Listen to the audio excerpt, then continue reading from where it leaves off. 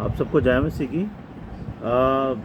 माफ़ी चाहूँगा, 2 दिन से मैं वीडियो नहीं बना पाया और मैं बीमार था और इसलिए मैं आपके सामने 2 अध्याय जो थे आपके 44 और 45 जो मुझे कंप्लीट करने थे 2 दिन के अंदर, वो नहीं किए। उसके लिए माफ़ी चाहता हूँ और इसी वजह से मैं संडे क्लास भी नहीं कर पाया। बुखार था और तबीयत ठीक नहीं थी, तो माफ़ी चाहूँगा उसके लिए। आज हम फिर से शुरू करेंगे। हमने 43 अध्याय ख़त्म किया था और 2 दिन पहले, और आज हम 44 से स्टार्ट करेंगे। उत्पत्ति 44 अध्याय 1 से लेके 34 पद तक। आइए, इससे पहले कि हम वचन में जाएं, आइए प्रार्थना करते हैं। सर्वशक्तिमान हमारे अनुग्रहकारी पिता, राजाओं के राजा, प्रभु यीशु, हम सब धन्यवाद देते हैं प्रभु इस समय के लिए कि आपने इस समय दिया कि हम आपके वचनों को फिर से सीख पाएँ, मनन कर पाए, उन पर ध्यान दे पाएँ। इसके लिए प्रभु हमें बुद्धि समझ ज्ञान दें और सद्बुद्धि दें प्रभु, कि हमारा ध्यान, हमारा फोकस, हमारा मन सिर्फ और सिर्फ आपकी बातों में, आपके वचन की ओर लगे प्रभु जी। शैतान की देखी अनदेखी शैतानी शक्तियों को हम सब से बचाएं, हम सबको शैतान की शक्तियों से बचाएं प्रभु जी, और हमारी सहायता करें आपके वचन को सीखने में। हम सब के चारों लहू का बाड़ा बांधे, अपना पवित्र लहू हम सब पे छिड़क दीजिए और शैतान की देखी अनदेखी शैतानी शक्तियों से इस वीडियो सभा को और हम सबको, हमारी समझ को, बुद्धि को बचाएं प्रभु, और हमारी सहायता करें सीखने में, प्रभु यीशु नासी के नाम से आमीन। तो जैसे कि हम लोग पहले वचन पढ़ते हैं और फिर उसके बाद हम उस पर बात करते हैं, तो आइए हम 44 अध्याय निकालेंगे उत्पत्ति का, और 1 से लेके और ये है आपका 34 पद तक। आइए हम सब मिलके पढ़ेंगे।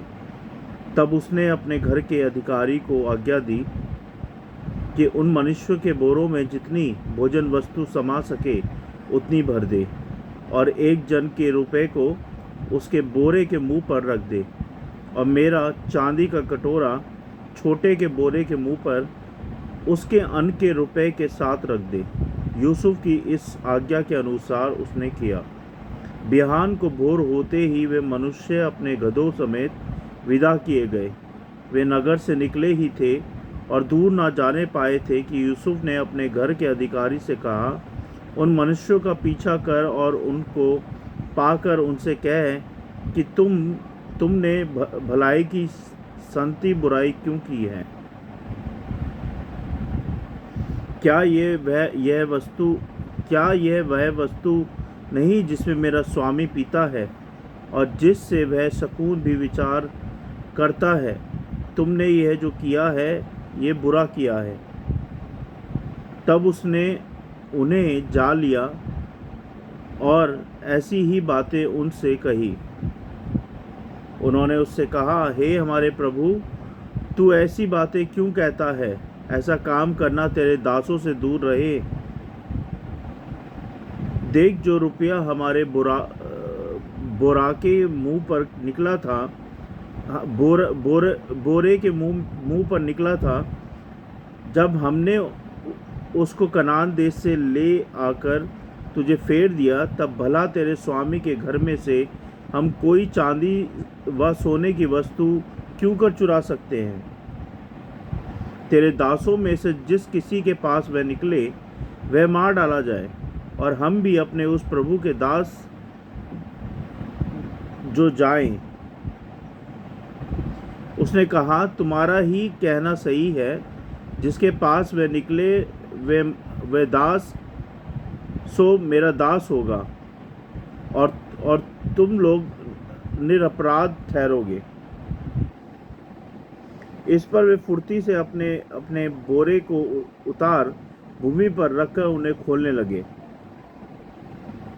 तब वह ढूंढने लगा और बड़े के बोरे से लेकर छोटे के बोरे तक खोज की, और कटोरा बिन्यामीन के बोरे में मिला। तब उन्होंने अपने अपने वस्त्र फाड़े और अपना गधा लाद कर नगर को लौट गए। जब यहूदा और उसके भाई यूसुफ के घर पर पहुँचे और यूसुफ वहीं था, तब वह उसके सामने भूमि पर गिरे। यूसुफ ने उनसे कहा, तुम लोगों ने ये कैसा काम किया है? क्या तुम ना जानते थे कि मुझसा मनुष्य सकून विचार सकता है। यहूदा ने कहा, हम लोग अपने प्रभु से क्या कहें? हम क्या कहकर अपने को निर्दोषी ठहराएं? परमेश्वर ने तेरे दासों के अधर्म को पकड़ लिया है। हम और जिसके पास कटोरा निकला वह भी हम सबके सब अपने प्रभु दास ही हैं, दास ही हैं, प्रभु के दास ही हैं। उसने कहा, ऐसा करना मुझसे दूर रहे। जिस जन के पास कटोरा निकले वही मेरा दास होगा, और तुम लोग अपने पिता के पास कुशल से चले जाओ। तब यहूदा उसके पास जाकर कहने लगा, हे मेरे प्रभु, तेरे दास को अपने प्रभु से एक बात कहने की आज्ञा हो, और तेरा कोप तेरे दास पर ना भड़के। तू तो फिरौन के तुल्य है। मेरे प्रभु ने अपने दासों से पूछा कि क्या तुम्हारे पिता व भाई हैं? और हमने अपने प्रभु से कहा, हाँ, हमारा बूढ़ा पिता तो है, और उसके बुढ़ापे का एक छोटा सा बालक भी है, परंतु उसका भाई मर गया, इसलिए वह अब अपनी माता का अकेला ही रह गया है, और उसका पिता उससे स्नेह रखता है। तब तूने अपने दासों से कहा था कि उसको मेरे पास ले आओ, जिससे मैं उसको देखूं। तब हमने अपने प्रभु से कहा था कि वह लड़का अपने पिता को नहीं छोड़ सकता, नहीं तो उसका पिता मर जाएगा। और तूने अपने दासों से कहा, यदि तुम्हारा छोटा भाई तुम्हारे संग ना आए तो तुम मेरे सम्मुख फिर ना आने पाओगे। जब हम अपने पिता तेरे दास के पास गए, तब हमने उससे अपने प्रभु की बातें कहीं। तब हमारे पिता ने कहा, फिर जाकर हमारे लिए थोड़ी सी भोजन वस्तु मोल ले आ।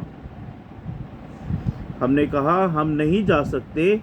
हाँ, यदि हमारा छोटा भाई हमारे संग रहे तब हम जाएंगे, क्योंकि यदि हमारा छोटा भाई हमारे संग ना रहे तो उस पुरुष के सम्मुख ना जाने पाओगे। तब तेरे दास मेरे पिता ने हमसे कहा, तुम तो जानते हो कि मेरी स्त्री से 2 पुत्र उत्पन्न हुए हैं, और उनमें से एक तो मुझे छोड़ ही गया, और मैंने निश्चय कर लिया कि वह फाड़ डाला गया होगा, और तब से मैंने उसका मुंह ना देखा। यदि तुम इसको भी मेरी आँख की आड़ में ले जाओ और कोई विपत्ति इस पर पड़े, तो तुम्हारे कारण मैं इस पक्के बाल की अवस्था में दुख के साथ अधोलोक में उतर जाऊंगा। जब मैं अपने पिता तेरे दास के पास पहुंचूं और यह लड़का संग ना रहे, तब उसका प्राण जो इसी पर अटका रहता है, इस कारण ये देख के कि लड़का नहीं है, वह तुरंत ही मर जाएगा। तब तेरे दासों के कारण तेरा दास हमारा पिता जो पक्के बालों की अवस्था है, शोक के साथ अधोलोक में उतर जाएगा। फिर तेरा दास अपने पिता के यहाँ ये कह के इस लड़के का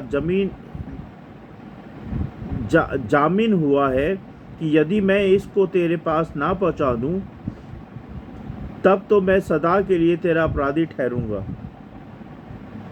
अब तेरा दास इस लड़के की संति अपने प्रभु का दास होकर रहने की आज्ञा पाए, और ये लड़का अपने भाइयों के संग जाने दिया जाए, क्योंकि लड़के के बिना संग रहे मैं क्यों कर अपने पिता के पास जा सकूंगा। ऐसा ना हो कि मेरे पिता पर जो दुख पड़ेगा वह मुझे देखना पड़े। परमेश्वर के वचन को पढ़े जाने और सुने जाने पर आशीष दें। आइए हम देखेंगे कि आज 44 अध्याय हमें क्या सिखाना चाहता है।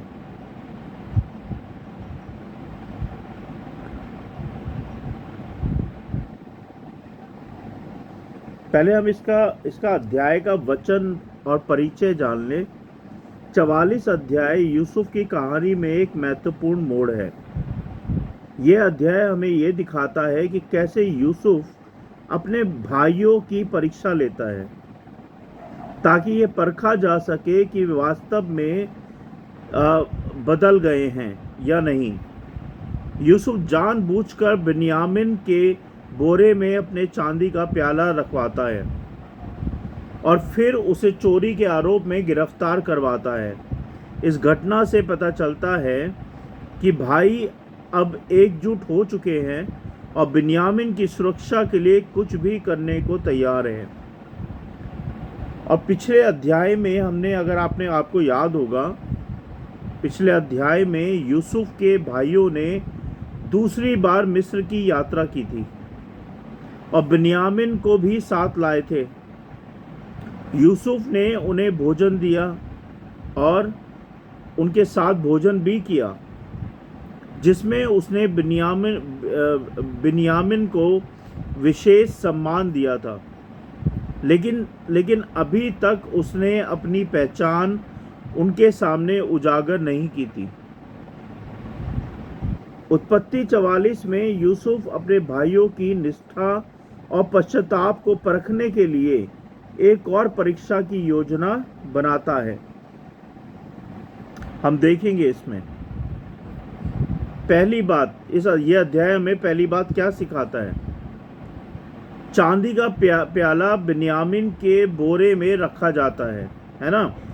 यूसुफ अपने सेवकों को आदेश देता है कि वे भाइयों के अनाज के बोरों में उनकी चांदी लौटा दे, लेकिन बिन्यामिन के बोरे में चुपचाप उसका चांदी का प्याला रखवा दे। भाई सुबह होते ही खुशी खुशी अपने घर लौटने के लिए निकलते हैं, लेकिन उन्हें नहीं पता होता कि एक नई परीक्षा उनका इंतजार कर रही है ना।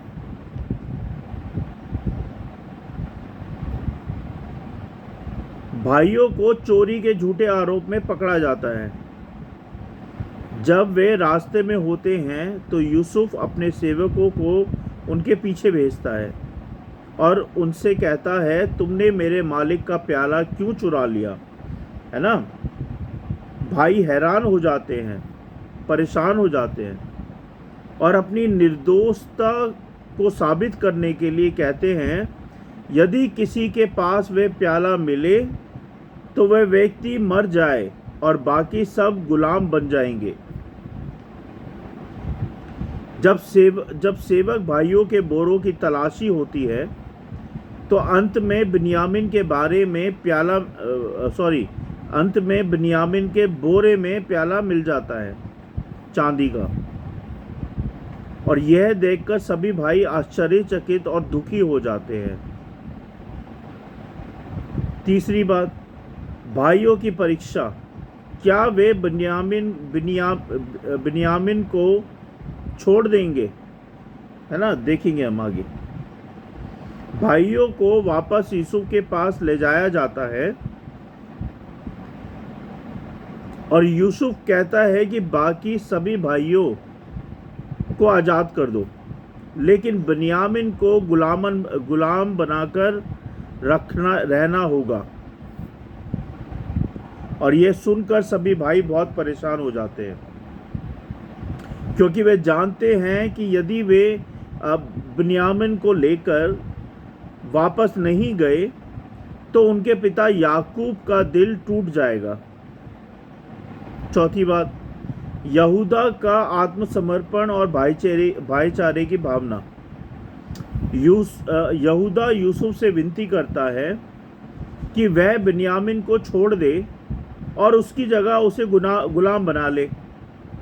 यहूदा अपनी पूरी बात बताते हुए कहता है कि उनके पिता याकूब ने पहले ही अपने एक बेटे यूसुफ को खो दिया है, और यदि बिन्यामिन भी नहीं लौटा तो वह इस दुख से मर जाएगा। अब इसका निष्कर्ष देख लेते हैं एक बार कि क्या निष्कर्ष है इस अध्याय का। यूसुफ की परीक्षा से ये साफ हो जाता है कि उसके भाई अब पहले जैसे नहीं रहे, सुधर गए हैं। पहले उन्होंने यूसुफ को गुलामी में बेच दिया था, लेकिन अब वे बिन्यामिन को बचाने के लिए अपनी जान देने को तैयार हैं। और ये हमें सिखाता है कि जब हम अपने पापों के लिए सच्चा पश्चाताप करते हैं तो हमारा हृदय बदल जाता है। और ये सही बात है, जब जब आप अपने पापों के लिए सच्चे मन से, सच्चे दिल से पश्चाताप करोगे तो आपका हृदय बदल जाएगा। अगर अभी तक आपने नहीं किया है तो ट्राई करो। दूसरी बात, आत्म बलिदान और भाईचारे का महत्व इस अध्याय में दिखता है। यहूदा अपने भाई के लिए खुद को बलिदान करने की पेशकश करता है, जिससे यह पता चलता है कि वे सच्चे प्रेम और जिम्मेदारी को समझ गया है। और ये हमें सिखाता है कि हमें अपने परिवार और प्रियजनों की भलाई के लिए निस्वार्थ होकर कार्यों को, कामों को करना चाहिए, ना कि अपना स्वार्थ ढूंढना चाहिए उनमें, है ना। तो ध्यान रखिएगा इस बारे में। परमेश्वर के मार्ग अद्भुत होते हैं। यूसुफ के भाई नहीं जानते थे कि वे जिन परीक्षाओं से गुजर रहे हैं वे वास्तव में उनके अपने भाई द्वारा दी गई परीक्षा थी। और इसी तरह जब हम जीवन में कठिन परिस्थितियों में से गुजरते हैं तो हमें भरोसा रखना चाहिए कि परमेश्वर हमें सिखाने और बदलने के लिए ही इन परीक्षाओं से गुजार रहा है। मैं फिर से रिपीट करूंगा, हमें भरोसा रखना चाहिए। मैं पूरा नहीं पढ़ रहा हूँ, बीच से पढ़ रहा हूँ, बीच से बता रहा हूँ आपको। हमें भरोसा रखना चाहिए कि परमेश्वर हमें सिखाने और बदलने के लिए इन परीक्षाओं से गुजार रहा है, यानी कि इन परीक्षाओं के से हमें रूबरू करा रहा है, जिससे कि हम क्या हो जाएं, हम सीख जाएं, बदल जाएं। चौथी बात, सच्ची क्षमा और मेल मिलाप की तैयारी, है ना। यूसुफ ने अभी तक अपनी पहचान उजागर नहीं की, लेकिन वह देख रहा था कि उसके भाई वास्तव में बदल चुके हैं। और यह अध्याय भी हमें ये सिखाता है कि क्षमा, मेल मिलाप के लिए सही समय और सही परिस्थिति का इंतज़ार करना चाहिए। तो भाइयों, इस अध्याय से हमने 4 बातें सीखी। सच्चा पश्चाताप और परिवर्तन। दूसरी, आत्म बलिदान और भाईचारे का महत्व। परमेश्वर के मार्ग अद्भुत होते हैं। और सच्ची क्षमा और मेल मिलाप की तैयारी। तो आज हमने 4 बातें सीखी। उम्मीद करता हूँ कि आपने सीखी होगी और अपने जीवन में ज़रूर इसको लागू करेंगे और दूसरों को सिखाएंगे और बताएंगे, उनके साथ शेयर करेंगे, है ना। तो हम आइए सब मिलके प्रार्थना करेंगे। सर्वशक्तिमान हमारे अनुग्रहकारी पिता, राजाओं के राजा, पिता परमेश्वर, हम धन्यवाद देते हैं इस समय के लिए कि आपने ये समय दिया प्रभु कि हम आपके वचन पे मनन कर पाएँ, सीख पाएँ और दूसरों तक पहुँचा पाएँ प्रभु जी, और अपने जीवन में लागू कर पाएँ। होने दे प्रभु कि हम भी सच्चे मन से, सच्चाई से पश्चाताप कर पाएँ अपने पापों का, जिससे कि हमारा भी हृदय बदले प्रभु। अगर हम पाप में हैं प्रभु तो हमें पाप से निकाल, पाप से बचा परमेश्वर। हमारी सहायता कर प्रभु कि हम तेरे वचनों के द्वारा बहुताई से बहुत लोगों तक पहुंच पाएँ। इस वीडियो के द्वारा बहुताई से बहुत लोगों तक पहुंच पाए प्रभु, हमारी सहायता कर। जो लोग मुझे सुन रहे हैं, देख रहे हैं प्रभु, उन सबको आशीषित करें, ब्लेसिंग दें और सबकी सहायता करें आपके वचन को सीखने में, बताने में, शेयर करने में। सबकी सहायता करें प्रभु जी और सबकी रक्षा करें मेरे परमेश्वर। बहुत बहुत धन्यवाद आज के दिन के लिए, इस वीडियो सभा के लिए और इन सारे वचनों के लिए। इन सारे वचनों की प्रभु जी रखवाली करें और ये करोड़ों गुना फैले प्रभु जी। सहायता करें प्रभु कि ये वचन करोड़ों गुना फैले। धन्यवाद प्रभु एक बार फिर से सारी बातों के लिए, सारी आशीषों के लिए, अभी तक हम सबको संभालने के लिए और हम सबको हमारा ख्याल रखने के लिए बहुत बहुत धन्यवाद परमेश्वर। हम सब जन को, सारी बातों को, इन वचनों को, इस वीडियो सभा को, सारी चीज़ों को आपके हाथों में सौंपते हैं। आप देखे संभालें प्रभु यीशु नासी के नाम से, आमीन। तो आप सबको जय मसीह की, गॉड ब्लेस यू ऑल। और आपकी कोई प्रार्थना है, कोई क्वेश्चन है, कोई कुछ भी आप पूछना चाहते हैं तो आप मुझसे पूछ सकते हैं मैसेज के द्वारा, ईमेल के द्वारा। ईमेल है हमारा newstepwithjesuschristchurch@gmail.com। इस पे आप मुझे ईमेल कर सकते हैं और यूट्यूब के डिस्क्रिप्शन में मैं सारी डिटेल डाल दूंगा, उसमें आप देख सकते हैं कि हमारा कौन कौन सा पेज है और आप उसको फॉलो, लाइक, सब्सक्राइब और शेयर कर सकते हैं फॉर न्यू अपडेट्स। और मैं जैसे कि आपको बोलता हूं कि पूरा वीडियो देखें, तभी आपको समझ में आएगा कि जो हम सिखा रहे हैं वो क्या सिखा रहे हैं। और प्लीज़ इन वीडियो को ज़रूर शेयर करें दूसरों के साथ, जिससे कि परमेश्वर का वचन उन तक भी पहुंच पाए जो जानते नहीं हैं प्रभु को। बहुत बहुत धन्यवाद। कल फिर मिलते हैं 45 अध्याय के साथ। तब तक के लिए गुड नाइट। जय मसीह की। God bless you all. Thank you.